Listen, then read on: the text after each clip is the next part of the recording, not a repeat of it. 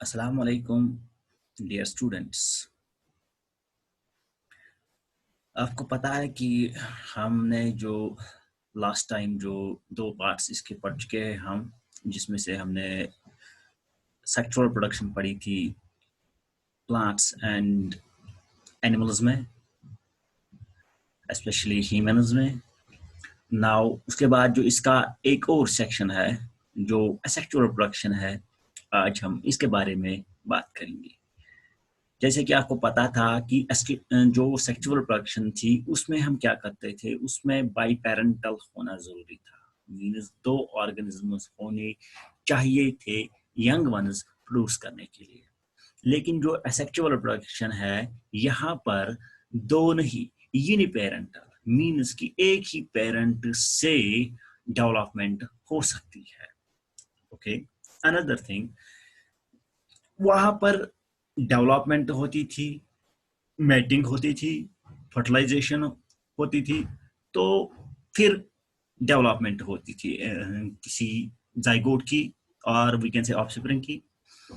लेकिन जो ये एसेक्सुअल रिप्रोडक्शन है यहाँ पर क्या है, यहाँ पर फर्टिलाइजेशन की जरूरत नहीं पड़ती है, ना ही यहाँ फर्टिलाइजेशन होती ही है। यहाँ पर फर्टिलाइजेशन नहीं होती है। सो विदाउट फर्टिलाइजेशन कैसे वो आगे बढ़ेंगे। और जो सेक्सुअल रिप्रोडक्शन थी वहां पर जो यंग वंस थे उनके जो करेक्टर्स थे वो पेरेंट्स के साथ कभी मिलते थे या कभी नहीं भी मिलते थे। लेकिन जब हम इनकी बात करेंगे यहाँ असेक्सुअल रिप्रोडक्शन बियरिंग ऑर्गेनिजम्स की, तो उनमें क्या होता है, उनमें जो यंग वंस होते हैं वो क्लोन्स होते हैं, मीन्स कि सिमिलर होते हैं। जो डॉटर्स या डॉटर सेल जो पैदा होती है, जो बन जाती है, वो सिमिलर हो जाती है as with their parent cells. Okay, so उसके बाद यहाँ पर हमने बात की थी सेक्सुअल रिप्रोडक्शन में, वहां पर इवोल्यूशन होती थी। जब चेंजेस होते रहते थे तो इवोल्यूशन की तरफ ले जाती थी। यहाँ पर ऐसा कुछ नहीं है, कोई भी चेंज नहीं होती क्योंकि सिमिलर होता है। सो आज हम पढ़ेंगे एसेक्सुअल रिप्रोडक्शन के बारे में। अब एसेक्सुअल रिप्रोडक्शन के बारे में आप जान चुके हैं कि वहां पर सेक्स की जरूरत पड़ती थी, यहाँ पर no need of sexes. Without sexes on their development starts with any part of plant, or we can say from a cell, or we can say from a tissue, or we can say from any part or organ. Okay, now this asexual reproduction is of various types. First type we will discuss here, that is fission.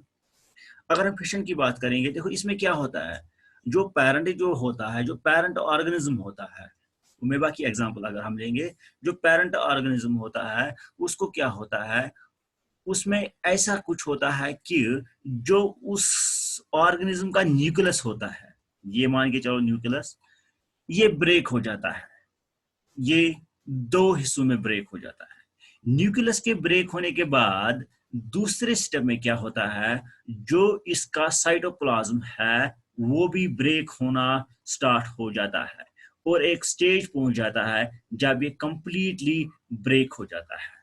तो उसके बाद क्या होता है, दो similar sales पैदा हो जाती है। उस चीज को, जो दो डॉटर सेल जो पैदा हुई, उस चीज को हम क्या कहते हैं, उस चीज को हम फिशन कहते हैं। और ये फिशन जो है, फिशन ये जरूरी नहीं है कि इसमें एक सेल से दो सेल्स ही बनेंगी, नहीं, तीन भी, चार, पांच से और मल्टीपल भी बन सकती है।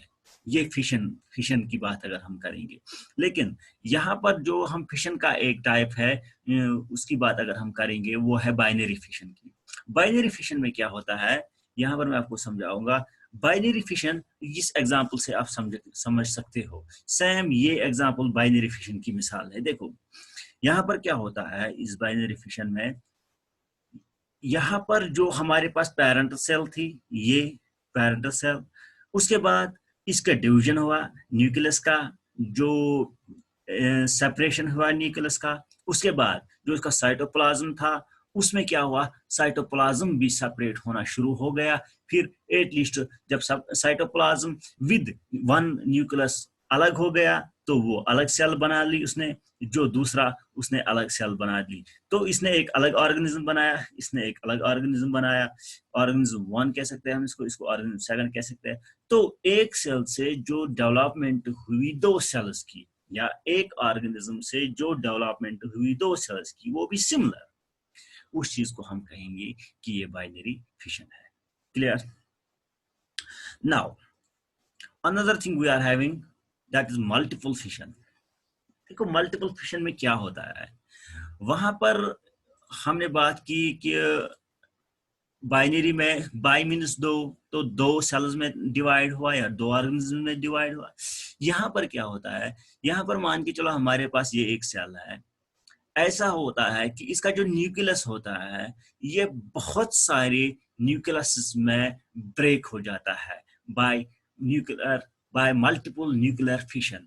ओके, जब ये न्यूक्लियर फिशन की वजह से डॉटर सेल्स में, बहुत सारी डॉटर सेल्स में ये न्यूक्लियर डिवाइड होता है, उसके बाद क्या होता है, जो इसका ये आउटर लेयर होता है ये ब्रेक हो जाता है। ओके, जब ये आउटर लेयर इसका ब्रेक हो गया तो ये इसमें जो सेल्स प्रेजेंट होती है ये वहां से बाहर निकलती है। तो each cell is capable of developing a new organism. ये हर कोई सेल नया ऑर्गेनिज्म बना सकती है। सो आप देख सकते हो एक सेल से कितने ऑर्गेनिज्म बन सकते हैं। जब ये बहुत सारे ऑर्गेनिजम्स या एक बहुत सारी सेल्स एक सेल से बन जाएंगे तो उस चीज को कहते हैं मल्टीपल फिशन। अगर हम मल्टीपल फिशन की बात करेंगे, इसकी जो एग्जांपल है वो प्लाज्मोडियम है। प्लाज्मोडियम क्या करता है, जो टाइफाइड होता है, मलेरिया की हम बात करेंगे, जो मलेरिया में अहम रोल यही अदा करता है, इसी की वजह से मलेरिया होता है। यही डेवलपमेंट मल्टीपल फिशन मलेरिया में भी होता है और ज्यादा से ज्यादा सेल्स इफेक्ट हो जाती है। Okay, this is another type. ना उसके बाद एसेक्सुअल रिप्रोडक्शन में एक और टाइप है जो बडिंग है।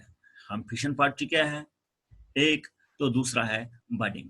देखो बडिंग में क्या होता है, बडिंग में भी ऐसा ही कुछ होता है। बडिंग की अगर हम बात करेंगे, बडिंग में हमारे पास एक, ये मान के चलो ये एक ऑर्गेनिज्म है। ओके, इसका कोई भी आउटग्रोथ है, ये इसके आउटग्रोथ है, मान के चलो ये एक आउटग्रोथ है, ये इसका आउटग्रोथ है, सिमिलर है इसकी तरह। फिर क्या होता है, एग्जांपल इसकी हेड्रा में ये ज्यादा कॉमन है बाइनरी फिशन। तो उसके बाद क्या होता है, हम इसके इस पार्ट को, जो इसको ये वाला पार्ट होता है, इसको हम डिटेच करेंगे इससे, या हम भी करेंगे या नेचुरली भी होता है।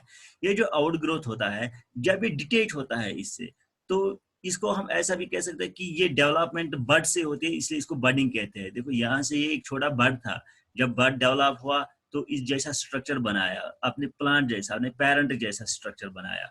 तो उसके बाद ये कंप्लीट जो है जो मैन ऑर्गेनिज्म है उसकी तरह बन गया। फिर उसके बाद क्या हुआ, ये ब्रेक हो गया, इसे ये जब अलग हो गया तो ये जो पार्ट है ये एक अलग प्लांट की डेवलपमेंट, अलग ऑर्गेनिज्म की डेवलपमेंट कर सकता है।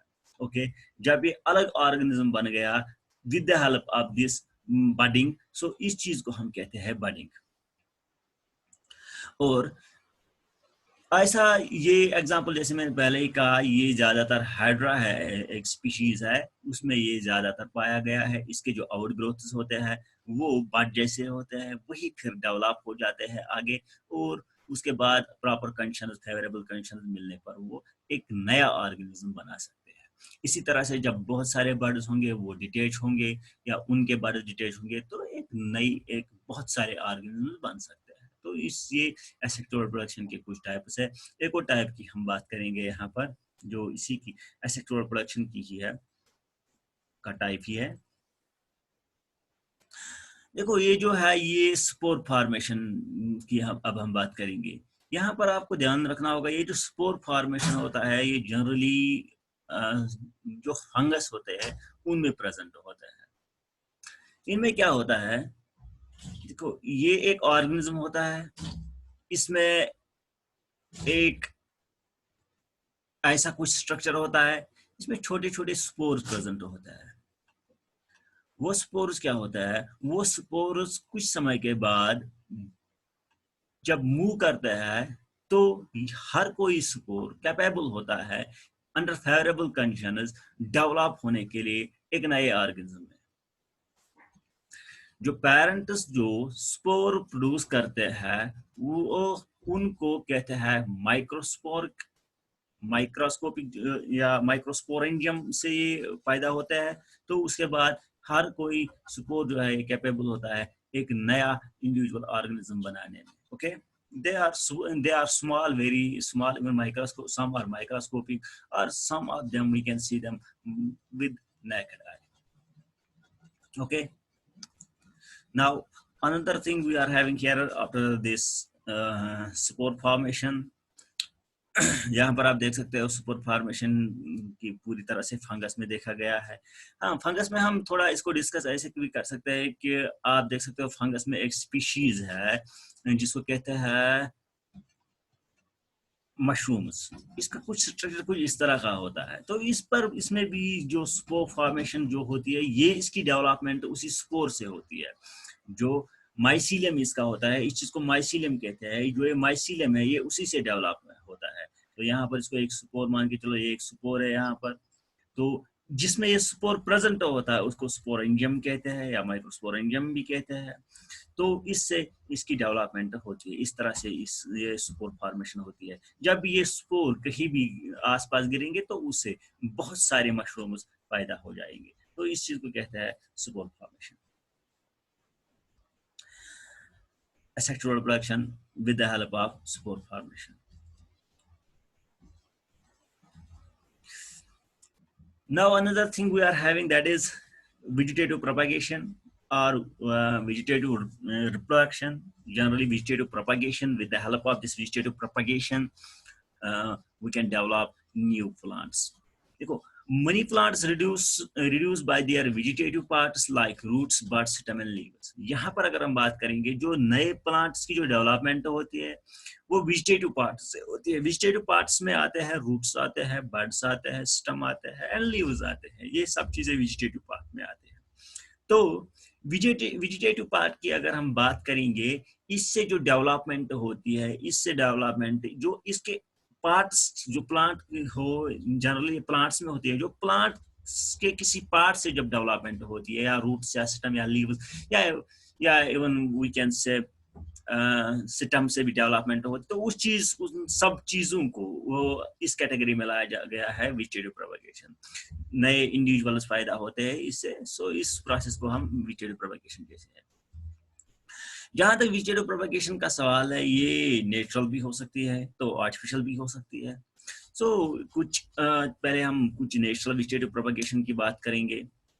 नेचुरल में क्या होता है, इसमें से एक जो पेरेंट का जो पार्ट होता है वो डिटेच होता है। जैसे कि हमने हेड्रा में देखा था, वो डिटेच होता है। जब वो पार्शन डिटेच होता है मेन ब्रांच से तो वो नया प्लांट बनाता है। एग्जाम्पल मैं आपको समझाऊंगा यहाँ पर इस तरह से। Let me show you. हमारे पास स्वीट पोटैटो है, ये कुछ इस तरह के होते हैं। इसके कुछ इस तरह से छोटे छोटे पोटैटोज होते हैं, इसके साथ जुड़े होते हैं। तो क्या होता है, बाय नेचुरल मेथड्स क्या इनमें ये डिटेच हो जाते हैं इससे।